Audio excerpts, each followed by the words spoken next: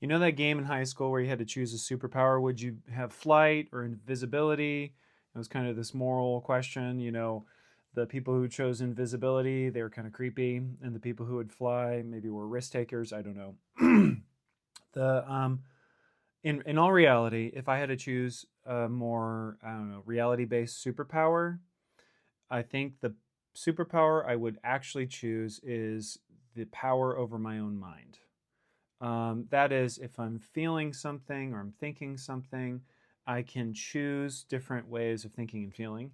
I can set my mind on certain goals and tasks and not get distracted. Wouldn't that be an amazing superpower? Anybody else want that superpower? Anyway, um, so if I were to try to actualize that superpower in real life, not in the fantastical sense, but maybe a more reality-based sense, it's actually kind of hard to do because it's very hard for us to conceptualize our inner lives or our inner worlds or the workings of our mind. If you put someone's brain in a brain scanner, you can see the structure of the brain.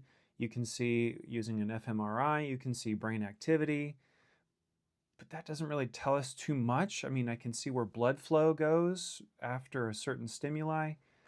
It's kind of a black box. Neuroscience is a very fraught science. I like it. I personally love neuroscience, but it is rife with legitimate criticisms of the kinds of interpretations it's coming up with its data. So, all that to say, it's really hard to conceptualize our inner lives.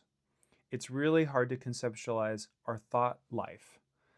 So, when I'm talking with clients and they also kind of share the same interest I have in a superpower over one's own mind, I have to go to metaphors. I have to go to analogies to analogize the inner workings so that the client is more empowered over their thought life and they can choose different options that produce better outcomes. That's the goal. That's the point, right? And if I had that reality based superpower, that's what I would want. I just want more control and power over my choices and my thoughts so I can achieve better goals for myself and those around me. Who doesn't want that? So, here's one metaphor I want you to consider using. There's a lot of different metaphors. Um, and I think I've talked about in previous videos different metaphors, so check that out. But here's one metaphor. So imagine yourself sitting in a auditorium, and on the screen, well, there's a stage and a screen, and on the screen are your thoughts. And so, actually, the thoughts come from stage right. I'm not a stage person, forgive me, okay? Sorry. So let's say the thought comes stage right, right? You're in the audience, you're watching the screen. The thought comes stage right. It's passing across the screen, and it has the option to fully cross over to stage left and leave your conscious awareness. That's one way of analogizing or thinking of a metaphor of how thoughts come into your conscious awareness. And then as the thought is passing across the screen, maybe it's, you're in the audience and you're like, wow, look at that thought. That's really powerful. It seems true. The moment you identify that thought as that's true, that's reality, and look at it, it's so gripping. I can't let the thought fully pass from stage right to stage left. The moment you do that, you attach to the thought, and then it becomes you, right? And so there's a model of therapy called ACT, or acceptance and commitment therapy. It has this technique called cognitive diffusion, and essentially the main point of the intervention is to allow for some psychological space between you and the thought.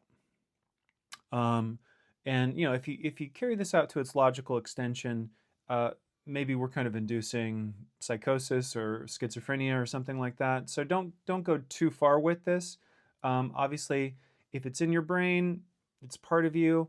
But I'm just trying to empower you through the use of this metaphor, and not send you into a psychotic state. So with that caveat said, imagine the thought coming stage right, passing across the screen or across the stage, and then you have an option and to say, I notice myself thinking about X versus I'm thinking about X or X, right? Um, I'm angry. I notice myself feeling angry. Or I notice myself thinking, I'm a loser. That's very different than saying, I'm a loser. I notice myself thinking I'm a loser. I notice myself feeling angry or self hatred or self criticism. In that, just that microsecond of psychological distance between you and the thought gives you the opportunity to say, do I want this thought to keep walking across or progressing across from stage right to stage left? And once it makes stage left exit, it's gone. And then I can redirect my thoughts to things that are more life giving, positive, that build me up, build others up, and take me further towards my goal. Now, wow, if you can do that, I feel myself. I feel the superpower flowing through my veins, right? That's the superpower I want to give you, and that's the superpower I work on myself.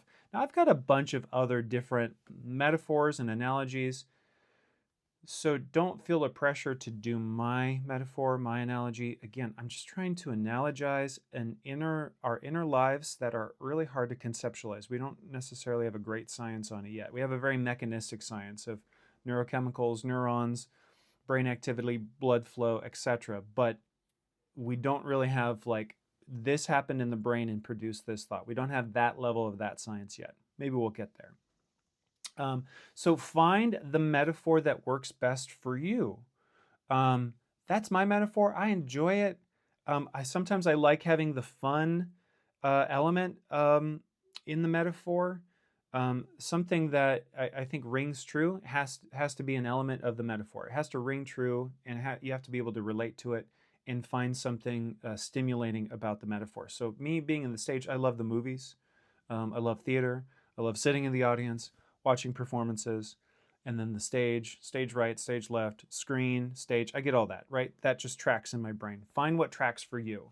Some of the other ones, the surfer, the boxer, improv, the parasite.